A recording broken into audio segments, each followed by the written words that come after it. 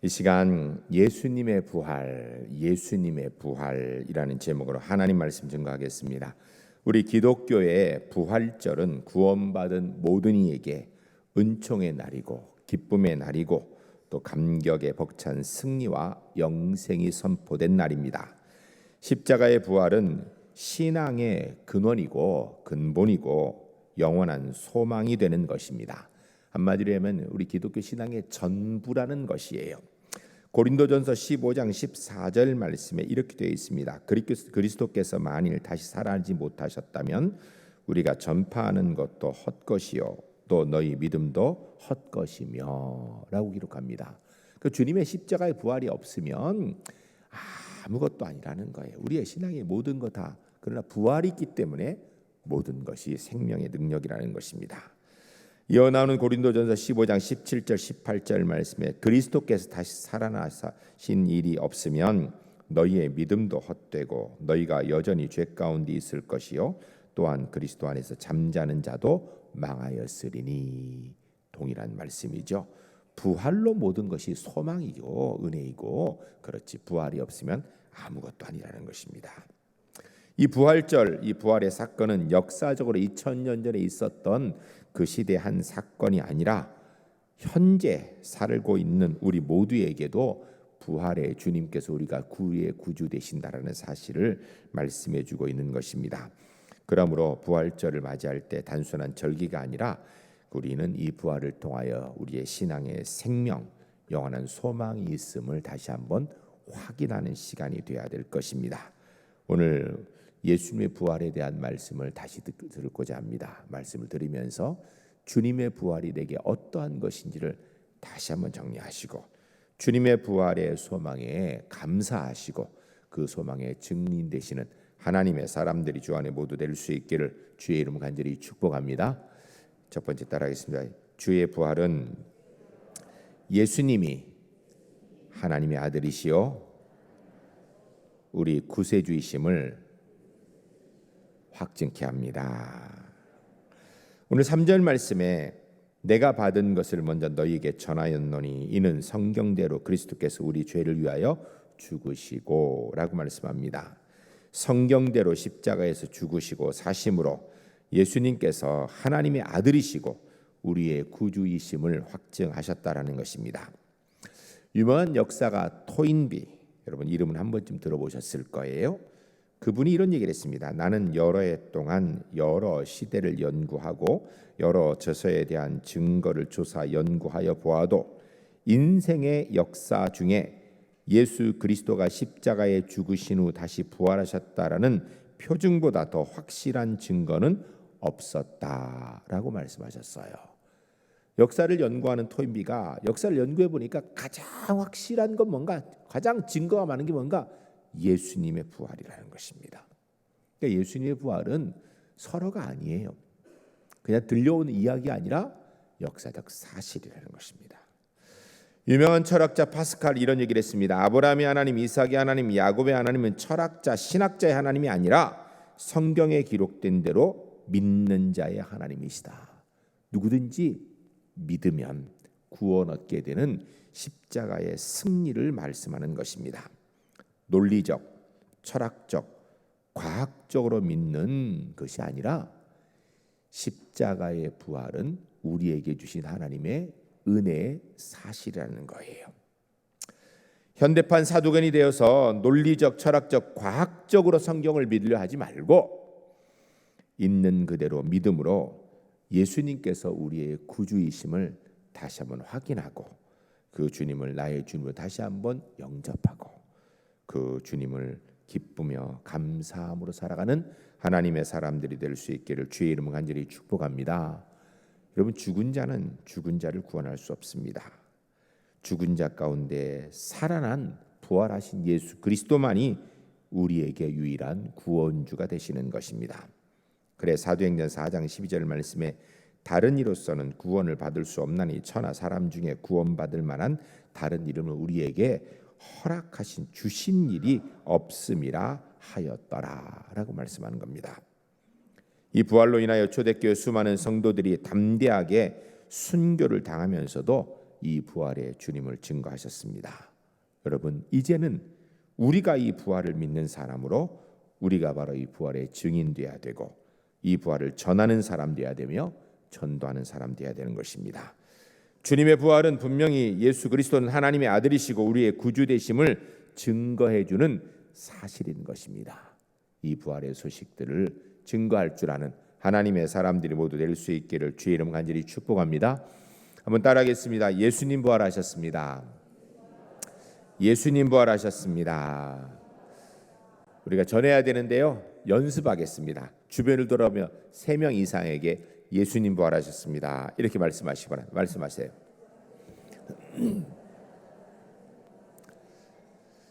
여러분, 이 부활절 논리적인 이야기, 아주 아름다운 이야기 이거 다 빼고요, 여러분 만나는 사람들에게 예수님 부활하셨습니다 이 소식 전하시기 바랍니다. 주님께서 이 부활의 소식을 우리를 통하여 증거되게 하시고 구원의 은혜를 이루어 가실 줄로 믿습니다. 두 번째 따르겠습니다. 주의 부활은 믿음의 최후의 승리와 영생을 확신케 합니다. 오늘 본문 4절에서 8절까지 보면 이렇게 기록되어 있습니다. 장사 지낸 바 되었다가 성경대로 사흘 만에 다시 살아나사 게바에게 보이시고 후에 12 제자에게와 그 후에 500의 형제에게 일시에 보이셨나니 그 중에 지금까지 대다수는 살아있고 어떤 사람은 잠들었으며 그 후에 야고보에게 보이셨으니 그 후에 모든 사도에게와 맨 나중에 만삭되지 못하여 난 자 같은 내게도 보이셨느니라. 아멘. 무슨 말씀이냐면요, 많은 사람들에게 눈으로 직접 예수님이 부활하신 것을 보이셨다라는 것입니다. 우리에게도 예수님의 부활이 그대로 있다라는 거예요. 그러므로 모든 성도는 주님의 십자가의 부활의 은혜로 사망 권세를 이기고 세상에서 승리하는 사람이 돼야 되는 것입니다. 신약 성경 베드로후서 2장 19절 말씀에 기록하기를 그들에게 자유를 준다 하여도 자신들은 멸망의 종들이니 누구든지 진 자는 이긴 자의 종이 됨이라 라고 말씀하십니다. 사망 권세를 이기셨기 때문에 사단의 역사도 세상의 권세도 우리가 넉넉히 이긴다라는 것입니다. 그러므로 우리 믿음의 성도들은 어떤 일이 있어도 지면 안 됩니다. 여러분 꼭 승리하시기를 주의 이름 간절히 축복합니다. 주님의 부활의 능력으로 여러분 문제에서 승리하시기 바랍니다. 주님의 부활의 능력으로 건강에 승리하시기 바랍니다. 주님의 부활의 능력으로 관계에 승리하시기 바랍니다. 주님의 부활의 능력으로 재물에서 승리하시는 하나님의 사람들이 주 안에 모두 될 수 있기를 주의 이름 간절히 축복합니다. 가야바 일당과 로마 병정들이 예수님을 십자가에 달고 손에 못을 박고 옆구리에 창을 찔러 피를 쏟게 하였습니다. 그래 예수님께서 운명하셨죠. 그런데 거기까지입니다. 예수님을 영원히 죽이지 못하였으며 사람에게 영생의 다리를 놓아주는 기회가 되게 한 것뿐이었습니다. 믿음의 최후의 승리와 영생을 오히려 보장해 주신 것입니다. 부활의 소식을 들었던 실망했던 제자들이 이제는 힘을 내어서 더 큰 믿음의 확신을 가지고 부활의 소망을 증거하는 자가 되었습니다. 실제로 엠마오로 가던 제자들도 바다로 가던 베드로도 뿔뿔이 흩어졌던 무리들도 다시 모여서 주님의 분부대로 기도함으로 성령 충만하여서 이 부활의 주님을 목숨 걸고 증거하여서 하나님의 놀라운 역사를 이루었던 것입니다. 여러분 D.L. 무디라는 분을 아시죠? 아마 많이 들어보셨을 것입니다. 미국의 흑인 목사님이시죠. 영생에 대한 확신을 가지고 무디 목사님이 이런 말씀을 하셨습니다. 후일에 내가 죽었다는 소식이 있거든 조금도 믿지 마시오. 왜냐고요? 내가 죽었다고 하는 그 순간부터 지금 살았을 때보다 더욱 힘차게 살 것이기 때문이요. 무디가 죽어 장사된 것은 다만 영혼 없는 빈 무덤뿐이라. 영혼은 사랑이 많으신 하나님께로 가서 주와 영원히 살고 있을 것입니다 라고 말씀하셨어요. 여러분, 육신의 죽음도 예수님의 부활의 은혜 가운데 있는 우리의 영원한 생명에 조금 더 영향 미치지 못하는 줄로 믿습니다. 주님의 부활은 악에 대한 선의 승리입니다. 죽음에 대한 생명의 승리입니다. 의심과 회유에 대한 믿음의 승리입니다. 실망에 대한 소망의 승리이고, 불충에 대한 사명의 승리이고, 흑암에 대한 광명의 승리이며, 슬픔에 대한 기쁨의 승리입니다. 사랑하는 성도 여러분, 예수님의 부활은 설화라 신화가 아닙니다. 만들어낸 얘기가 아니라 예수 그리스도의 빈 무덤으로 죄와 죽음에서 죄를 소멸하시는 하나님의 능력의 은혜가 선포된 사건이었던 것입니다. 부활은 하나님께만 있으며 부활은 기독교의 전체입니다. 부활은 그리스도인의 최고의 소망이 되는 것입니다. 기독교는 십자가로 끝나는 것이 아닙니다. 부활의 승천으로 우리에게 부활의 소망의 능력을 허락하신 것입니다. 그래서 부활주일이 중요한 거예요. 그러므로 우리가 오늘만 부활주일로 지키는 것이 아니라 오늘 이후에 있는 1년 365일 52주 가운데 나머지 51주도 이 부활의 소식 가운데 부활의 은혜로 예배하는 우리 제1교회 하나님의 사람들이 주 안에 모두 될 수 있기를 주의 이름 간절히 축복합니다. 세 번째 따라하겠습니다. 주의 부활은 임마누엘 되심을 확증케 합니다. 예수님께서 탄생하실 때의 사건을 보게 되면 마태복음 1장 23절 이렇게 기록하고 있습니다. 보라, 처녀가 잉태하여 아들을 낳을 것이요 그의 이름을 임마누엘이라 하리라 하셨으니 이를 번역한즉 하나님이 우리와 함께 계시다 함이라. 여러분, 우리 주님께서 이 땅에 육신을 입고 오신 이유는 우리와 함께 해주기 위해 오셨다라는 거예요. 주님께서 부활하신 후에 승천하시기 전에 하신 말씀이 마태복음 28장 20절에 기록된 이렇게 기록되어 있습니다.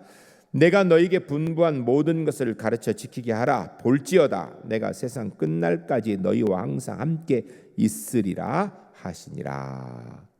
여러분, 우리 주님께서 이 땅에 육신을 꼬신 이유는 바로 우리와 함께 하시기 위한 것이고, 비록 십자가의 생명을 주시고 그 다음에 부활하셔서 하늘로 승천하셨습니다.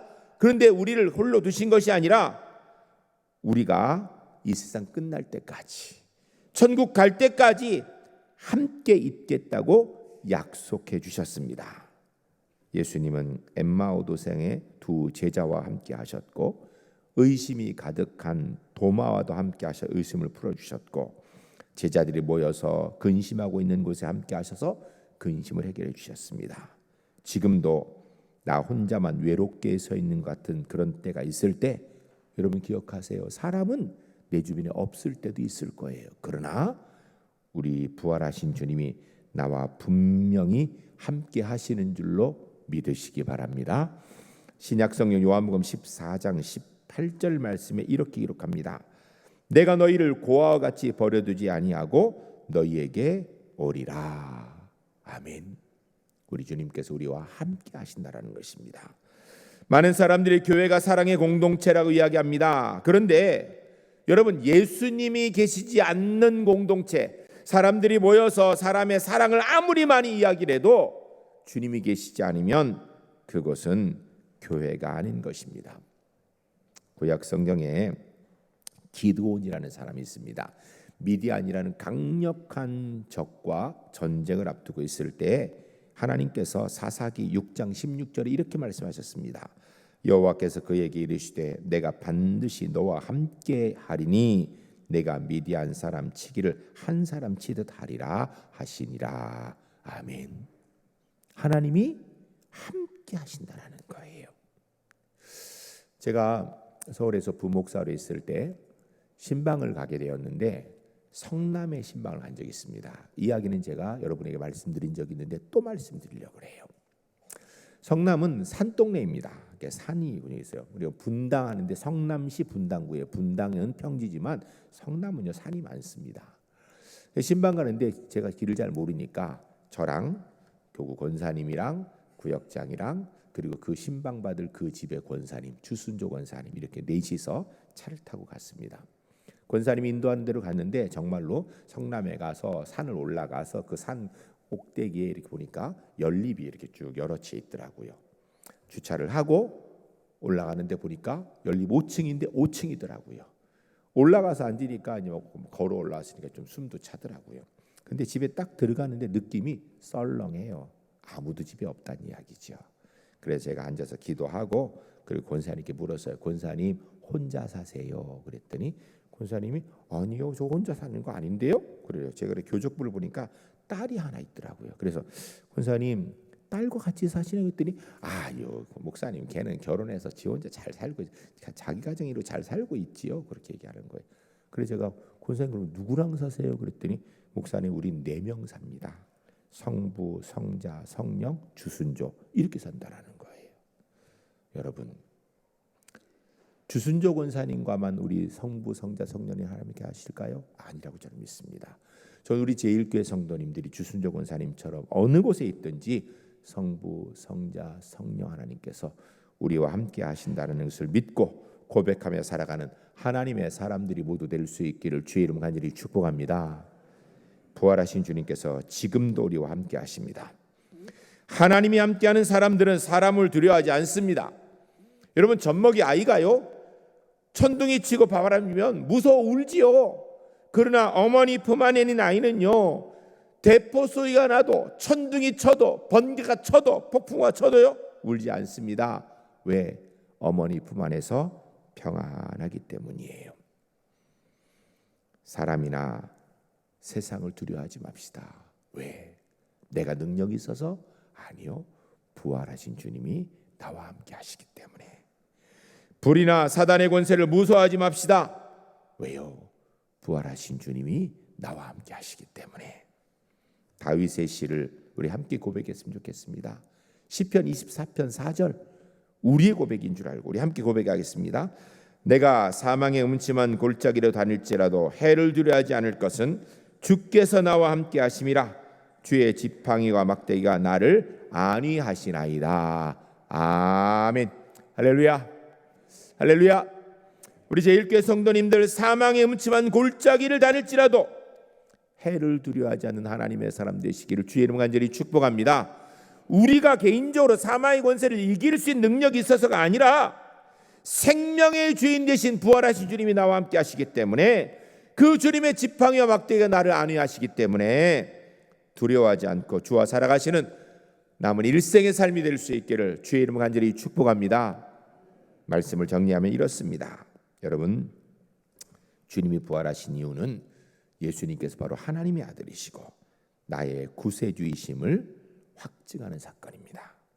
또한 동시에 주님이 부활하심으로 이것을 믿는 사람에게 최후의 승리와 영생을 확증해 주는 사건입니다.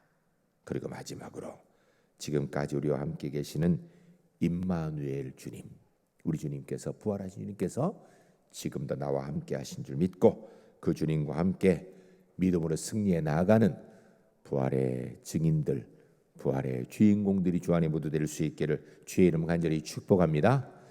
이 시간 함께 기도할 때 주신 말씀 기억하면서 주님이 부활하심으로 주님이 하나님의 아들이시고 바로 나의 구세주이심을 우리가 믿습니다.